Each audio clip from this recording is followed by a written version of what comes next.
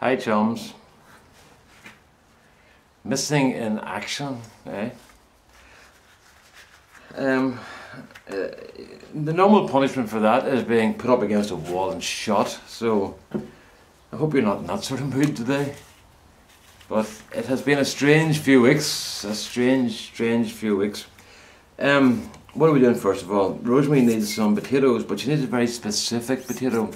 She needs a potato she can use and cook in a casserole. So the one I'm getting out is Maris Piper. These were found in, they were in the vegetable drawer in the house, and they started putting some little eyes out, not the big long white things, like the length of this thing here, you know, but just putting some small eyes out. So I thought, well, we may as well try them out, you know, and then we do our little proof thing here as well. Number 23, there we are. Maris Piper, 2 average, and they're shop bought. But other than that, they started exactly the same way as the others. I haven't done any potato reveals. Oh no, I did. I did another sneaky one. I was unfaithful again, and it was with my friend Niall, who was walking down the garden, and he was here as getting his furniture recovered, and he was looking around the garden, and he went, "Oh, Maris Piper, my favourite potato."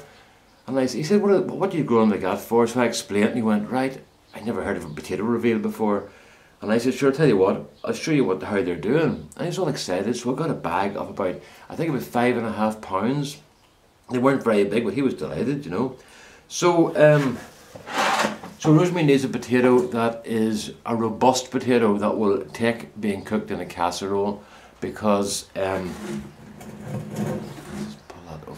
yeah, I'm going to be working this area much, because if I brought up, say, Maris Pear or Charlotte, well, Charlotte wouldn't work with her salad potato, but say Cara, which is the other one to do, the other one we really like, if I brought up those, her problem then would be that they would fall apart in the casserole and turn it into soup, and we don't want chicken casserole soup for our lunch, do we? So that's why we're going for Maris Piper. But I think tomorrow we're going to need to get a potato that's fairly, as just a nice cooking potato, because we're going to cook it as the side sort of thing, and the vegetable with the meal. So we want a nice flowery potato that'll complement the dinner nicely. So in that situation we'll use Cara, because Cara are a very flowery potato and boil up beautifully.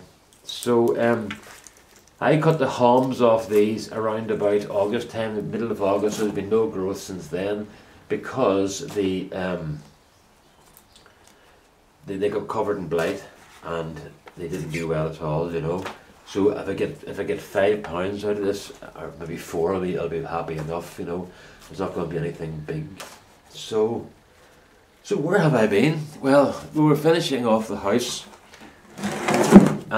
So it's almost finished now. We've got all the painting done. We're moving back into the house again, which is nice. Well, we were never out of the house, but we were living up at the kitchen end of the house. So we're back in our own room, and a guy arrived today. I went and priced wardrobes to build them myself, and it was actually worked out about the same price to get a company in who would design bespoke wardrobes in our little front room that could take advantage of an inlet. Do you know the way a chimney sets out from a wall? Well, you know the space beside it? We had that between the chimney and the wall in that room, so they can actually build the cabinet, the units back into that corner and give us shelving. Now, it's not going to be easy to access that on a regular basis, but the shelving is for stuff like your winter sheets and your summer sheets and stuff like that for the bed. So it's going to be stuff that's only moved once a year. So it'll be dead on. But we got what we wanted, and we're very happy, and it means I don't have to build huge wardrobes up, but I'm also getting extra space on top of the wardrobes and much better storage than I could have got by buying units and doing it myself. I have built my own wardrobes for 35 years, and I've been very careful building them. You know, the MFI, it's a big company that sells flat pack stuff, but I always assembled it using better bits and pieces and gluing things together for stability. and putting reinforcement in, and I had one set of wardrobes from them. On my first ever set I had for about 12 years, and the second set that I bought when I moved, only because I moved house and wanted something different, I had those for 15 years. No, I actually hadn't 15. I had them for 23 years, and they were taken up and down 3 times in that period of time. So they got a lot of abuse, and they all went back together again perfectly because I took the time to make the things good when I got them. If you buy bespoke furniture, it's all chipboard with veneer on it. You're not getting anything different unless you really go to town and buy solid wood. But most of it's the same stuff, except you build it yourself, like IKEA stuff and all. People talk about IKEA stuff. If you build it up properly and use better fittings and use a bit of glue, you'd be amazed how long it would last, you know. But anyway, that's beside the point. So we had a guy there doing that. So we've still been doing the tail end of the organisation for the house.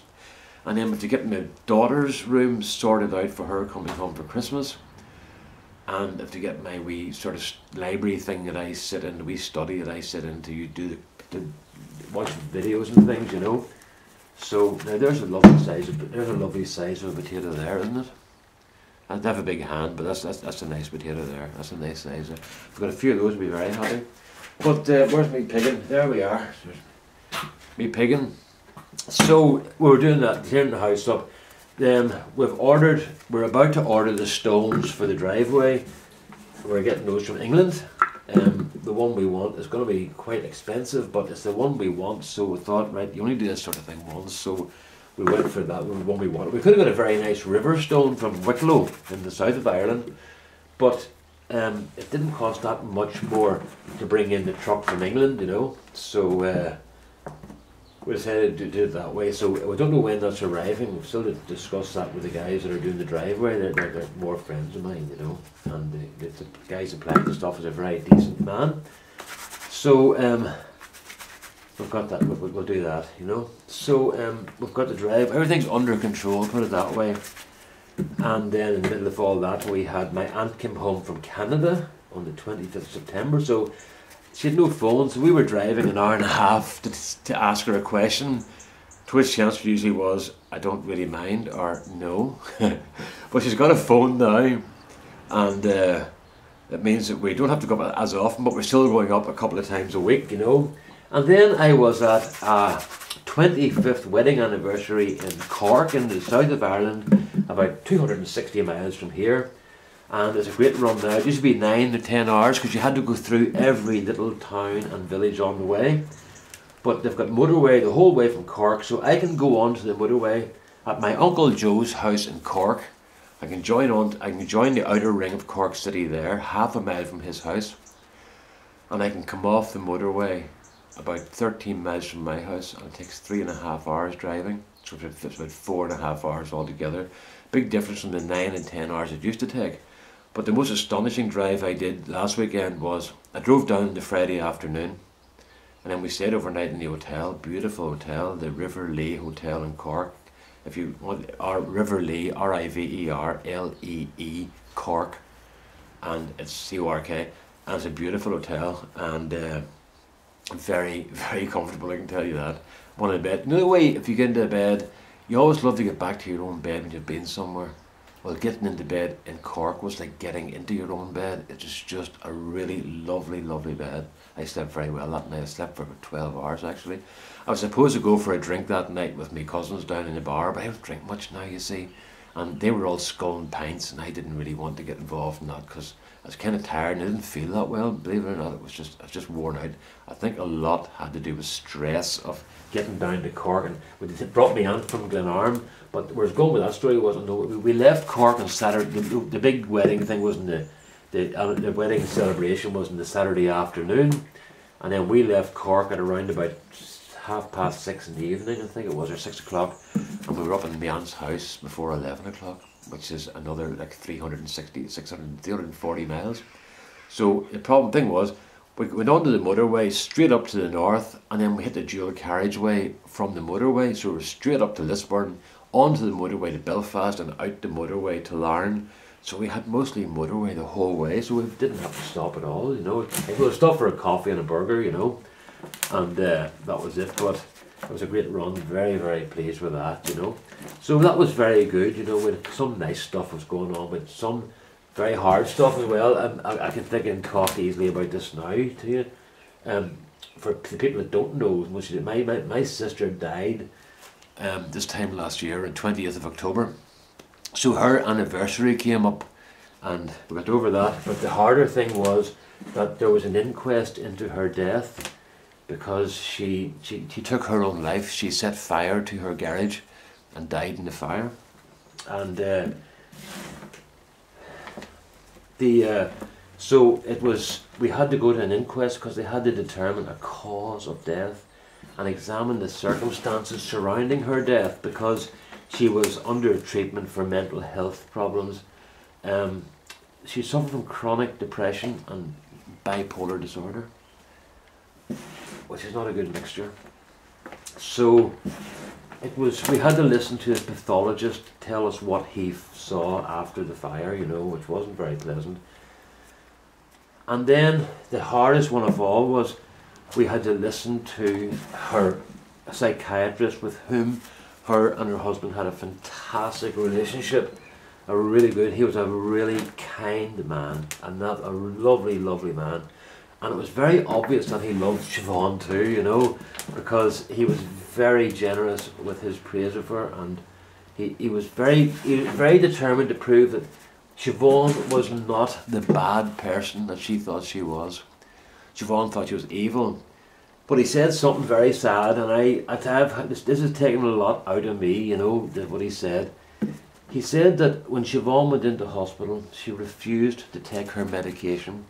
Now, he pointed out that she was a model patient in hospital, but she refused to take her medication because she felt she didn't deserve it. That's how much she hated herself. She didn't deserve medical intervention. And she asked him to give the medicine to people who did deserve it. And it was, the coroner said, you know, you're painting a picture of a very sad, tormented lady. And the doctor said, that's right, you know. So I thought that was really sad. And maybe it gives us the reason I'm telling you this is not for pity. I don't want pity, you know. But what I'm trying to say to you here is, where I'm going with this is, if you know somebody who's suffering from depression or suffering from a mental illness, you have no idea of what's going on in their head. You really don't.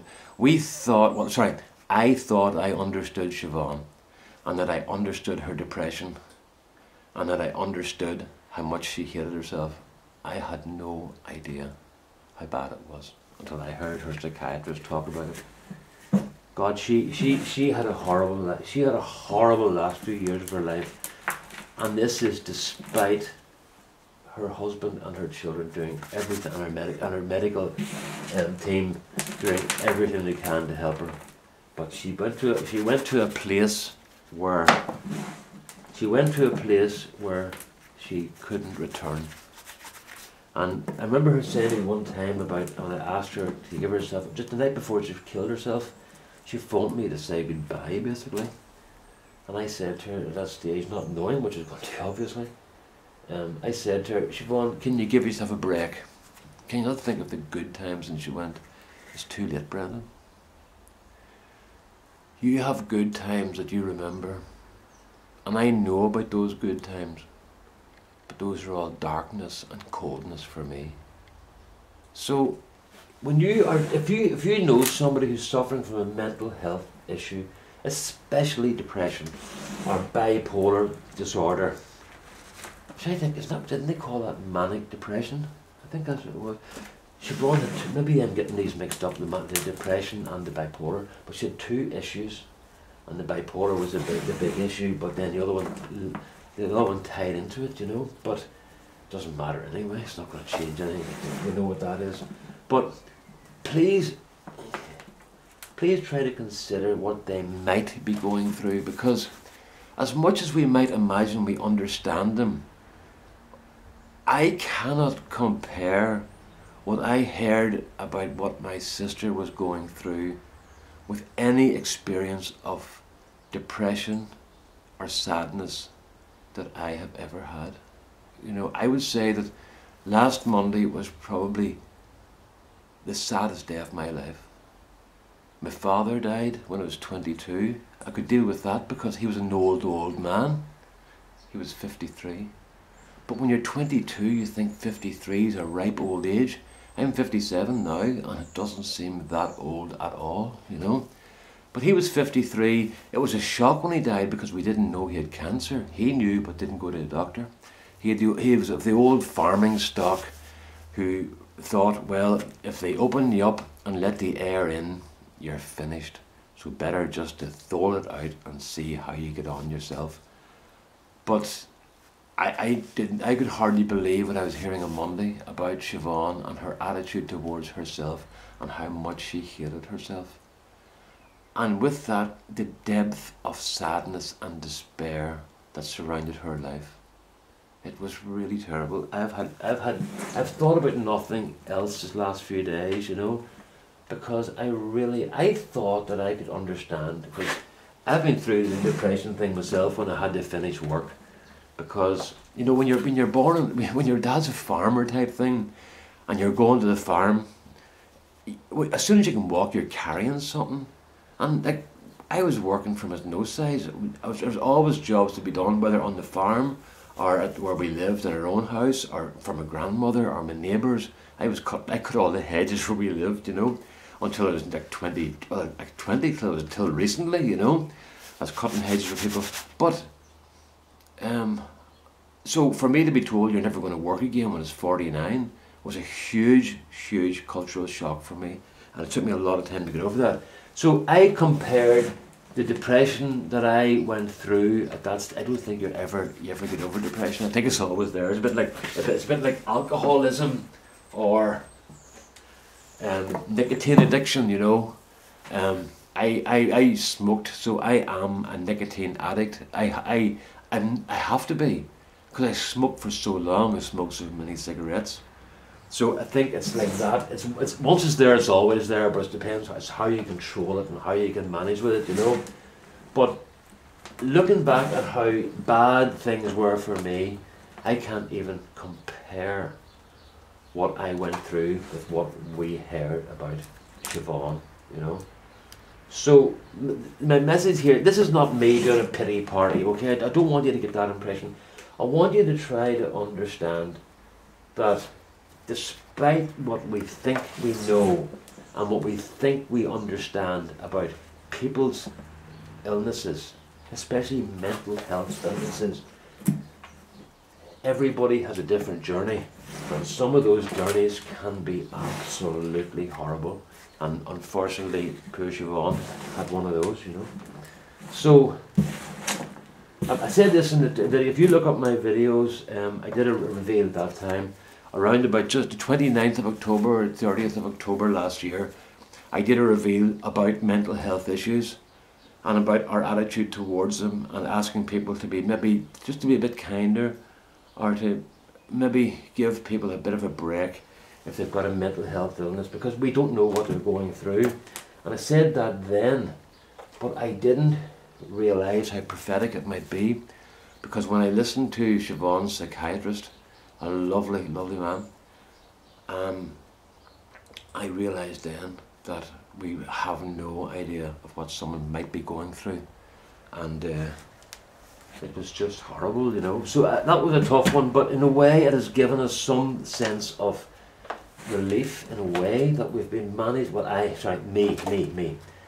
I have got some sense of closure, in a way that I understand the situation better, and that I can understand what happened with Siobhan a bit better and why she did what she did, you know. But I'm obviously not going to go into all the details of what the pathologist said and everything. There's no need for that. But that was hard listening to. But actually the hardest part was listening to the psychological impact of Siobhan had on her own life. The psychological impact Siobhan's illness had on her own life. It was absolutely devastating. And it had to be devastating because she took her own life. So there's my message to you today, folks. If you are dealing with people who have mental health illnesses, or you come upon people who have mental health illnesses, just think that no matter how bad you think it might be, it's probably a lot worse.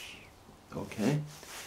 I think I'll just stop at that now. I don't want to go on for hours because I think I've talked far too long, but I wanted to get that wee thing out, you know.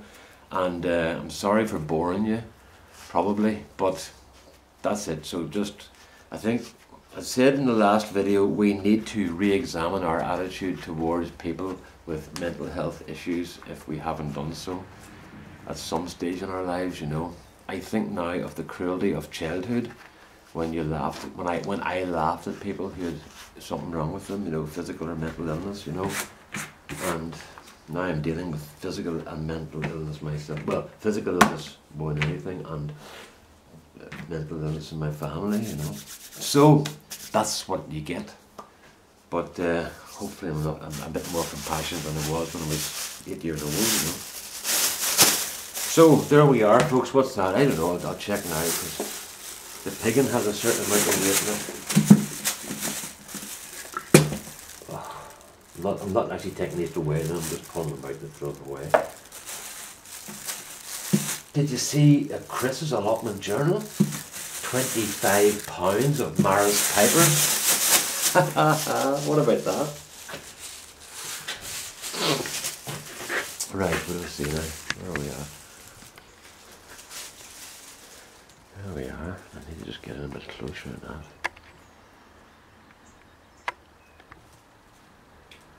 I think that's alright there, isn't it? Let's see, just go a wee bit. Right, that's it now. That'll do. Okay. Right, get this on. I've got it at £7. Hello. I think about £4.5 will be happy enough. £4.55. That's 2 kilos. No, don't go away. Right, we're back on again. Sorry about that. Hello. Well, kilos, please. Pounds. Oh, there's it there. Units you press. Aye, Brandy, come on. Kilos. Right, that's okay. And then, no, I don't want that. I want kilos. It's remembering what happened before, you see. Where do you fit? Oh, reset. Oh, if all else fails, read the instructions. Right, so reset. Reset, we said.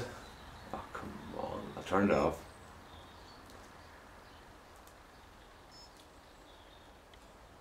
Why will this not turn itself off?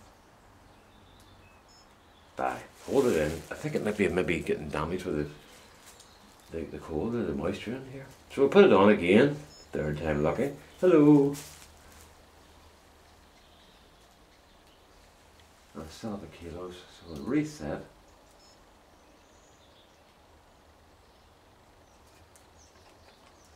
Well, it is definitely on units.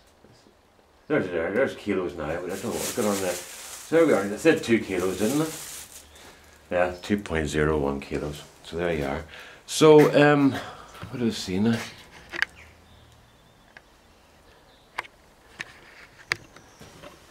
Where are we at now? There we are there.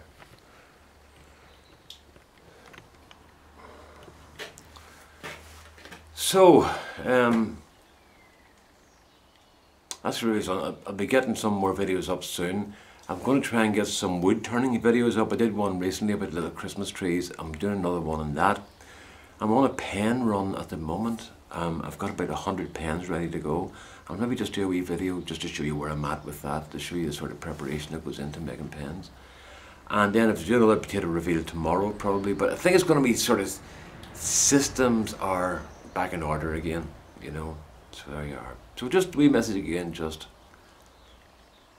a gentle touch for people with mental health issues, please. Okay? All the best now. Bye-bye.